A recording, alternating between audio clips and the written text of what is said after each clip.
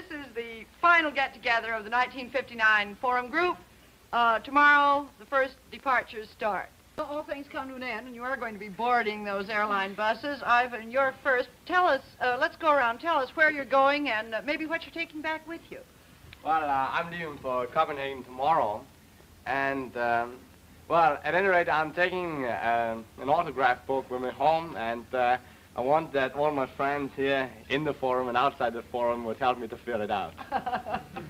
Commercial. Cora, what about you? Well, I'm going back to Hastings-on-the-Hudson in the United States. And I'm taking a mind which I think is no longer afraid to defend and question at the same time, and a heart which is no longer afraid to love. Yama? I'm going back to Sendai, Japan. It's the most overpopulated country, as New York is the most overcars.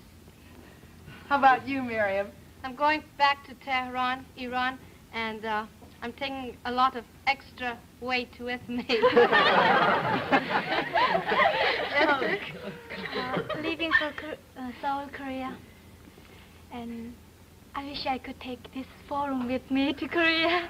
And I'm taking my love, true love, to everyday living. How about you, Evie?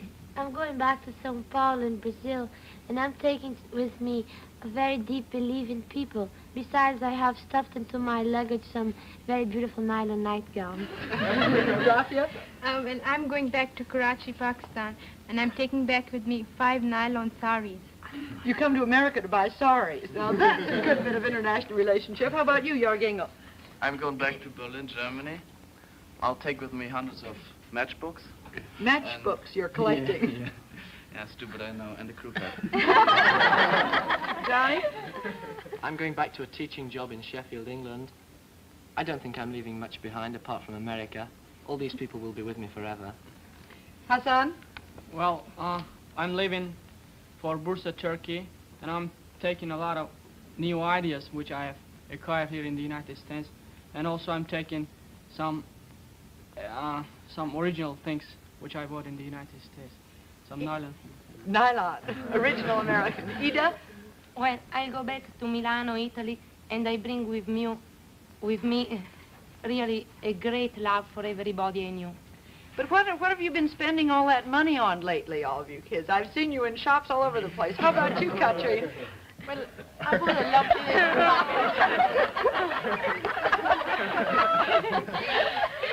I have a dog and a turtle, too. Jan? Well, I spent most of my money on records here. And where are you going back to? I'm going back to Reykjavik, Iceland. Tisa? I'm going back to Columbus, Ceylon. Well, I bought many gadgets like a pocket radio, but I think the most important thing that I'm taking back is tremendous respect and affection for some of the people I've met here. Goiko? I hope I'll go back to Yugoslavia, and besides my suitcase, I'll take back my hat, and I hope I won't have to swim in Atlantic, you know. We can also swim. Well, that's all, and very good. I think I'll remember this Forum. I can't see who's next to you. Oh, A. Oh, yeah. Besides all the beautiful things I've bought for my friends and my family, I'm going to take back the fond memories I had with my experiences. What things have you bought, A? Tell us now. Well... All right, censor. I won't ask. How about you, Marita? Oh, I'm taking back a lovely fluffy kitten and a smoker's cough. Nadia? I'm going back to Cairo, United Arab Republic, and I'm taking a bathing suit and sweaters and wonderful memories. How many sweaters? 15. Nadia Domian? I'm going to Beirut, Lebanon, and along with a wonderful experience, I'm getting a stuffed doll to put on my bed. Mohammed? I'm going back to Madani, Sudan. I'm taking with me the 15 pounds of weight I gained here. Oh. Yes. Roger? I'm going back to Halden in Norway. And in my suitcase, I bring with me 5 pounds of chewing gum. Me? Well, I'm going back to Accra, Ghana, and I'm taking with me a new camera, a new watch, and a National Honor Society key. A National Honor Society key. Good for you. How about you, Dandy? I'm going back to Haifa, Israel. And I'm taking my lifetime home, and I'll try to do some advertisement for Coca-Cola. Nalini? Well, I'm going back to Trivandrum, India, and I'm taking back with me a pair of blue jeans. Christy? I'm going back to Indonesia and taking the American warmness and friendliness. Vizu? I'm going back to Ethiopia, and I've brought so many gifts for my parents, but I cannot enumerate them. Lan? I'm going back to Saigon, Vietnam, and I'm taking with me a lot of jewelry and petticoats. Jewelry and petticoat. How can you wear an American petticoat under your kind of Vietnamese dress? Not the great big full ones, anyway. Yang? I'm going back to tropical Singapore, and I'm glad to leave the cold. But I'll be bringing home with me the warmth and friendliness of the Americans. Edgar? I am going back to the Philippines, leaving my love for my host parents here. 4 different host families. Adolfo? I'm taking back to Buenos Aires, Argentina, and friendliness I found in the United States, and I'm not going to say that I'm taking back a lot of nylon shirts, because if not, I have trouble with the customs in my country, so I better don't say it. Karina? I go back to Savonlinna in Finland, and I take with me 205 pure American dollars. Which you earned how? Name that tune. Yes, sir? I'm going back to Amman, Jordan, carrying in one of the corners of my mind the idea that America is not a colonizing country. Glad you're going back with that. Gus? Well, I'm going back to Athens, Greece, and I won't take with me something which I would like to take, and that is a pretty American blonde. Jack? I'm going back to Bangkok, Thailand, and I'm taking back with me the traffic board for my father. It's weight about 50 pounds, and with the idea of freedom and dignity of mankind that I don't think that I have it before. Hope? I'm taking back with me a large collection of pictures which will keep in my memory, which will keep within me sweet memories of America and the Forum Group. We noticed you even had your flash bulbs on the stage at the Waldorf the other day during the Forum program. Now, there's a question I'd like to ask everybody. I want to be clear on one thing. You've been saying so increasingly lately that you think you've changed completely while you've been here. Now, is that really true? Yes? Ivan? Well, well, let me put it this way, that when you say, or some say that we have changed completely, I think that perhaps we mean something else than the way we interpret it in. Perhaps people think that when we say that, we mean that we have changed all our ideas. I don't think that's true for a lot of us. I think that most of the basic ideas we had before we came, I think we still have them. But when we say we have changed, I think that we have changed as far as understanding is concerned. We came over here without knowing too much about the others, and sometimes we were even a lot pretty indifferent. But now when we came over here, we changed as far as that's concerned. We saw people from all over the world, and we spoke to them, and we became interested in them, and we gained some understanding, even if we didn't agree with them always. I saw Evie shaking her head a moment ago. Well, I don't agree with him when he said that we still have our basic ideas, because that is where I think that we've changed most completely. Because we came from one environment, and we always accepted that environment as the right one. And now we come in contact with 34 different ways of living, and you start to question if yours is right. And then you discover things that are wrong, and you want to change them. But rules don't change as people change. What's been your experience, Rafi? Well, before I came to America, I was not dissatisfied with life in Pakistan. But since coming here, a new kind of life has been thrust upon me, the Western influence. And this has bothered me a lot, because now I wish I could do something for my country. But what can I do? The position of women, if you just look at the position of women in Pakistan, if only I was allowed to do some kind of work. But how can I convince the people in Pakistan that by giving women a chance to work, we will be raising the standard of living? How can we get away from these traditional customs? 2 of my own aunts still wear the veil. And I do not believe that following all the traditions set by ancestors will do us any good. After all, we must remember we are living in a different world, and let us be realistic and search for today's truth, and not follow tradition for the sake of tradition. Well, I think I disagree with you there, Rafi, and I don't think Western influence should be anywhere brought down to the East, because don't you see that too many of our people are already being mixed up as to what to take from the West and what to reject. Of course, I think we should take what is good for us.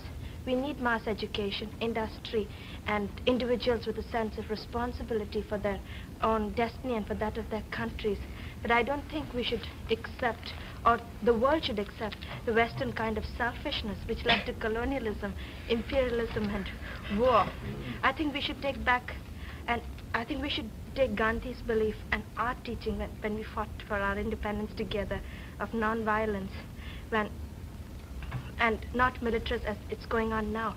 Historians may record that we, with our beliefs of passive resistance, were the truly civilized, while those who spread their beliefs with the help of the sword were the 20th century barbarians. Yes, Esther? I agree with you, Nalini. I don't think East should be westernized. I mean, the traditions and customs. For example, in the East, marriages are usually arranged by the parents, and I really think this is very good and suitable to our society and traditions. And in Korea, when a girl gets married, usually her husband is the first man she has met, and she accepts it as a destiny and begins to love him. In that case, her love is usually warm and restless, and almost no people divorce, and society is very different. And I think with those traditions and customs, Korean society is purer and simpler and warmer. Nadia, from Egypt? I agree with both Nalini and Esther. In my country, parents just think differently. I mean, they believe that the closer we are to them, it's the better for our security. And I've noticed that most young people who go study here are those in search of security. So therefore, we're going two different ways to the same goal.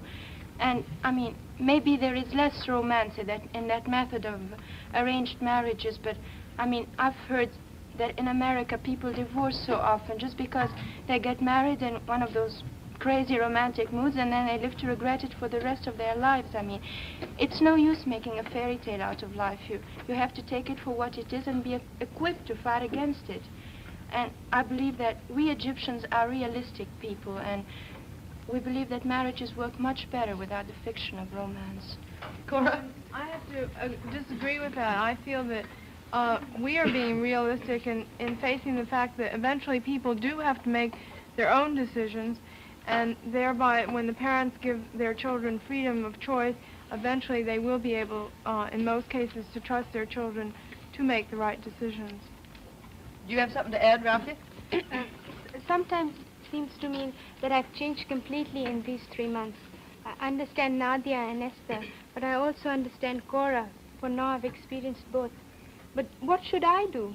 It's very easy to say, go back and do something for your country. So I go back to Pakistan and tell my parents frankly that it is wrong for us to stick to traditional customs and that I would like to work in a village. How can I possibly convince them? They'll probably reply, I'm too young to know what is right. You can't suddenly change hundreds, thousands of years of tradition. How can I convince them that even though I'm only 17, some of the things I say are right?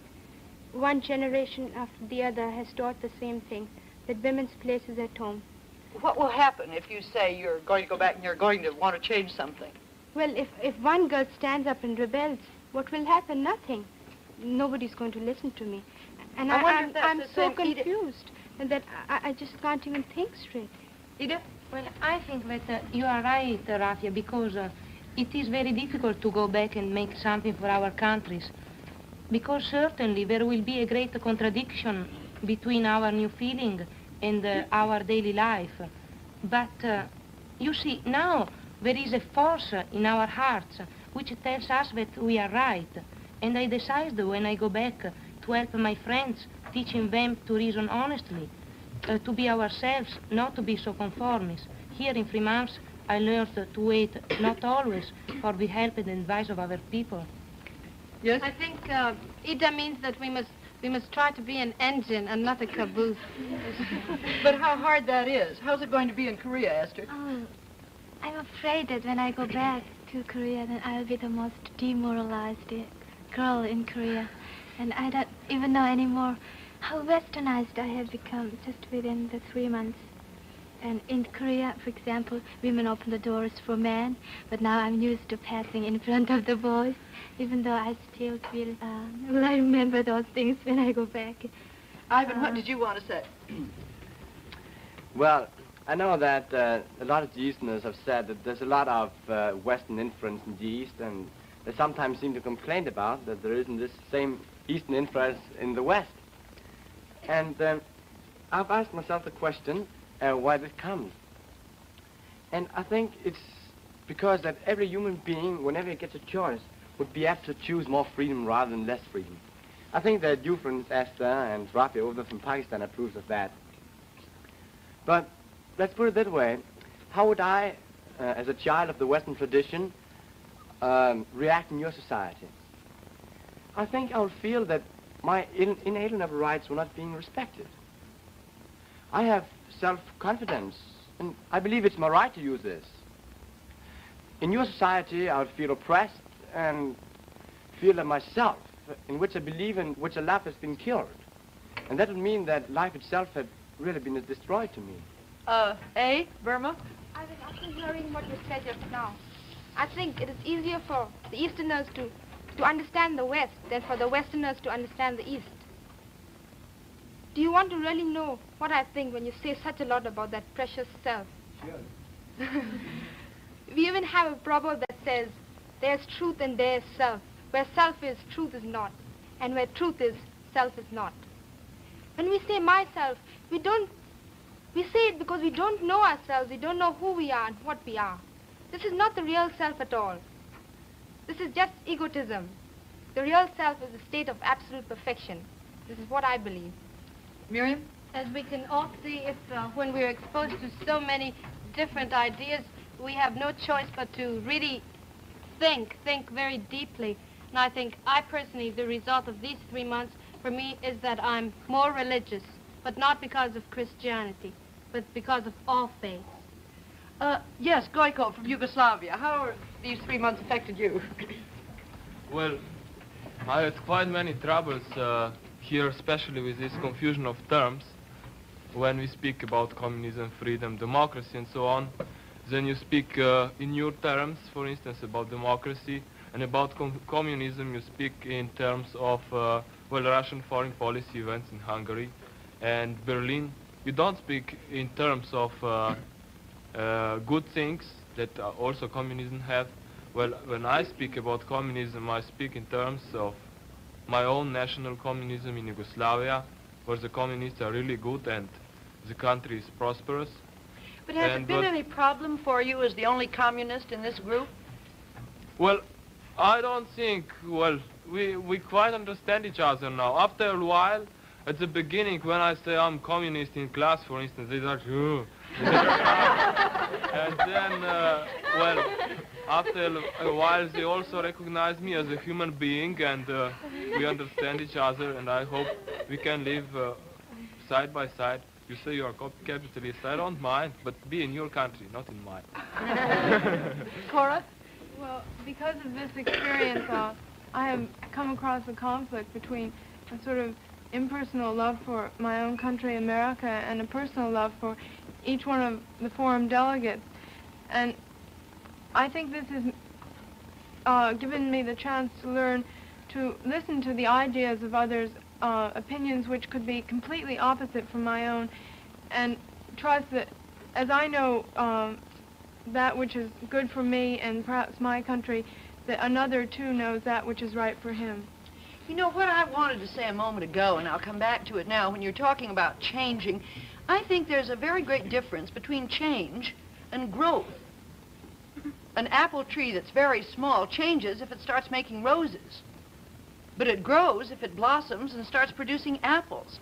And I want to contradict all of you when you say you've changed this much. I think if you hadn't had the capacity to get your mind stretched, you'd still be where you were in the beginning. I think this whole experience has just made you grow a little bit. I think too that some of our ideas are almost completely the same as when we came here.